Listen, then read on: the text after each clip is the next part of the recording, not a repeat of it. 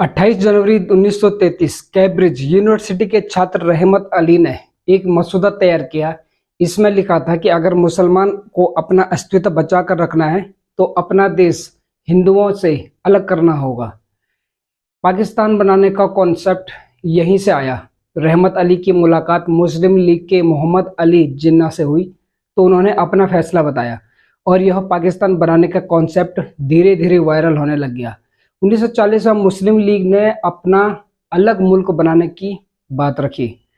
2 जून 1947 को भारत के viceroy Lord Mountbatten ने बंटवारे का प्लान पेश किया। ब्रिटेन के पीछे क्लेमेंट एंटली ने इसे मंजूरी दे दी। बंटवारे में शामिल इन लोगों की बहुत बुरी दुर्दशा हुई। कोई टीबी का बीमारी तो कोई बम ब्लास्ट में मारा गया, किसी को निमोनिया हुआ तो किसी को भयंकर बीमारी। आइए जानते हैं उनके बारे में, कौन कौन थे वह और उनको अपने कर्मों का फल किस तरीके से मिला।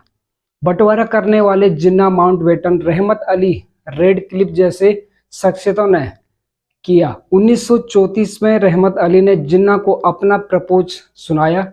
जिन्ना ने कहा कि इतनी जल्दबाजी ठीक नहीं है। रहमत अली के इस प्रपोजल से सभी मुसलमान बहुत खुश थे और अलग अलग पाकिस्तान इस बात से भी सहमत थे और शुरू से इनका सहयोग भी मुसलमानों की तरफ से रहमत अली को मिलता रहा।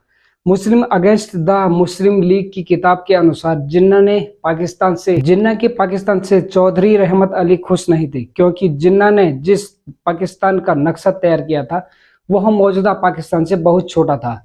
1948 में रहमत अली ने तय किया कि मैं अब अपने वतन पाकिस्तान में जाकर ही रहूंगा। 6 अप्रैल 1948 को इंग्लैंड से सब कुछ बेचकर रहमत अली लाहौर चले गए।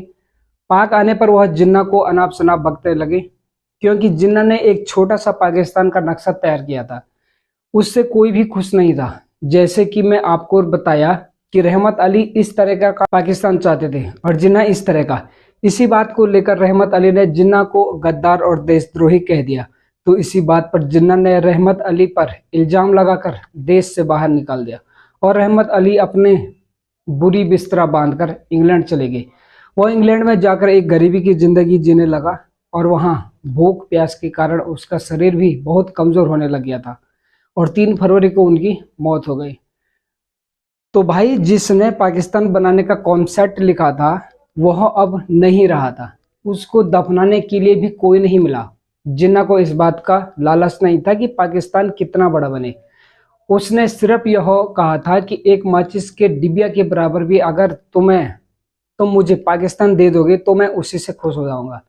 इसलिए उनका नक्शा जो भी तैयार किया गया वह सबसे छोटा था, जो अभी का मौजूदा पाकिस्तान है। उनकी जिद थी कि सिर्फ पाकिस्तान अलग होना चाहिए।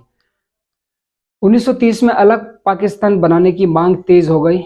पाकिस्तान अलग बनाने का सबसे ज्यादा क्रेडिट जिन्ना को ही जाता है। बंटवारे के 1 साल बाद जिन्ना को टीबी की बीमारी हो गई और उनकी तबीयत ज्यादा बिगड़ने लग गई।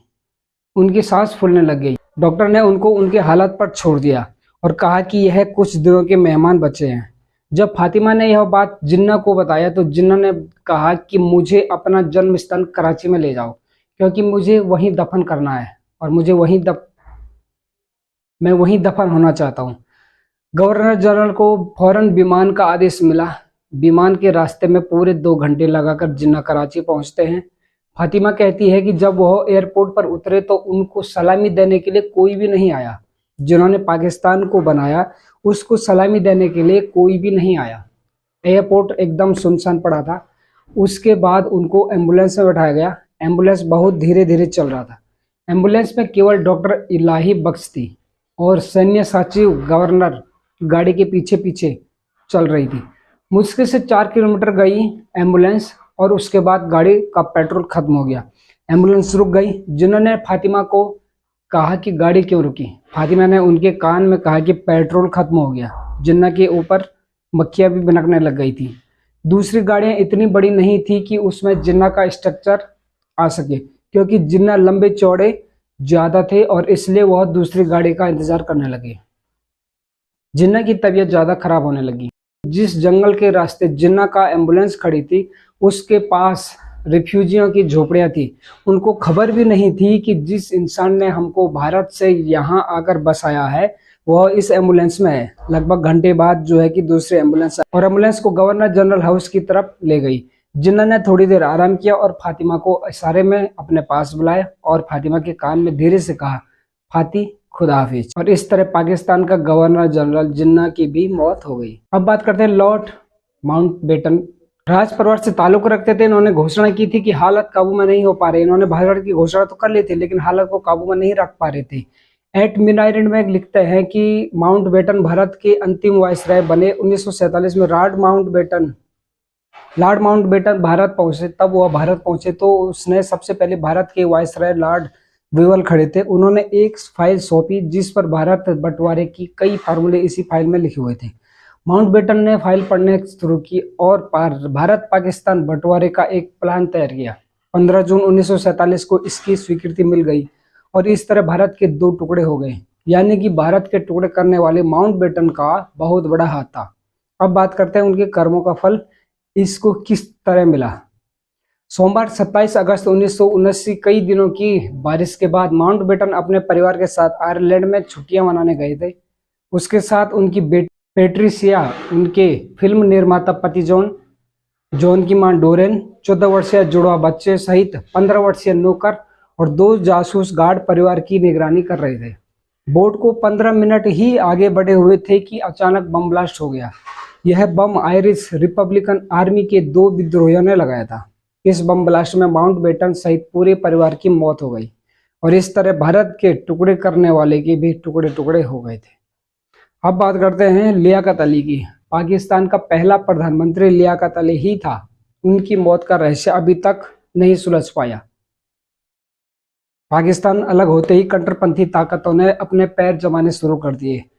लियाकत अली को पता था कि कट्टरपंथियों को काबू में लाना इतना आसान काम नहीं है।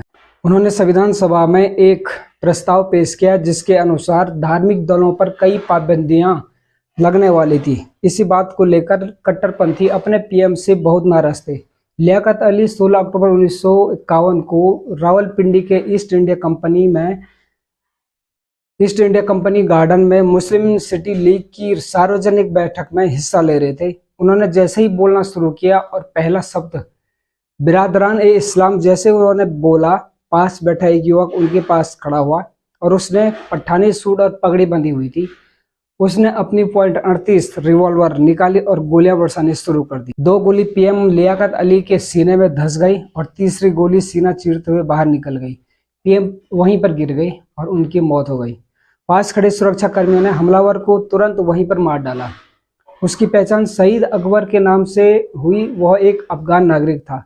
अभी तक कई जांच हो चुकी है लेकिन यह पता नहीं चल पाया कि इसके पीछे किसका हाथ था। पाकिस्तान के अलग होने के 1 साल के अंदर ही यह चारों पांचों लोग जिन्होंने पाकिस्तान को अलग करवाया, भारत का बंटवारा किया, 1 साल के अंदर बुरी मौत मरे गई।